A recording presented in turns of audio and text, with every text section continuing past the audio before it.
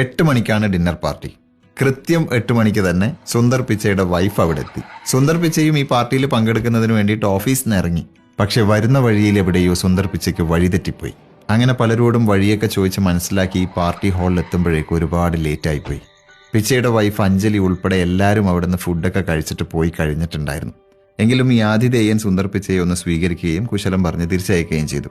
ചുരുക്കി പറഞ്ഞ പാർട്ടിക്ക് പോയിട്ട് ഭക്ഷണം പോലും കഴിക്കാനാവാതെ വളരെ വൈകിയാണ് സുന്ദർ പിച്ചൈ വീട്ടിലെത്തുന്നത്. അപ്പോൾ അവിടെ എല്ലാ ഭാര്യമാരെയും പോലെ അഞ്ജലി കൃത്യസമയത്ത് എത്താത്തതിന് സുന്ദർ പിച്ചയോട് ദേഷ്യപ്പെട്ടിട്ടിരിക്കുകയാണ്.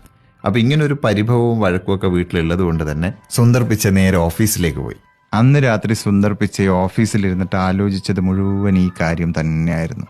എനിക്ക് വഴി തെറ്റിപ്പോയത് കൊണ്ടാണ് ഇങ്ങനെയൊക്കെ സംഭവിച്ചത്.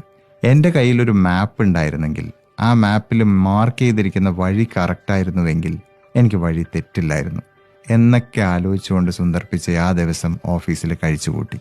പിറ്റേ ദിവസം രാവിലെ തന്നെ അദ്ദേഹത്തിൻ്റെ ടീമിനെയൊക്കെ വിളിച്ചിട്ടൊരു മീറ്റിംഗ് അറേഞ്ച് ചെയ്തു.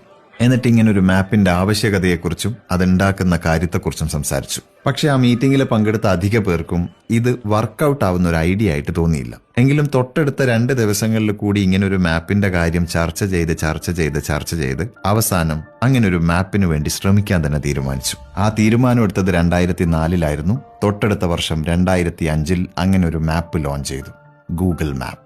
വർഷങ്ങൾക്കിപ്പുറം ഇന്ന് നോക്കുമ്പോൾ ലോകത്ത് 8 വീതം ഗൂഗിൾ മാപ്പ് ഉപയോഗിക്കുന്നു. സോ ലോകത്തെല്ലാവർക്കും ഇന്ന് ഗൂഗിൾ മാപ്പ് വഴി കാണിക്കുന്നു.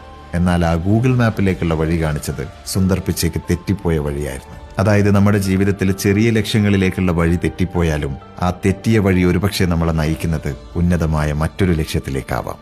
Keep going.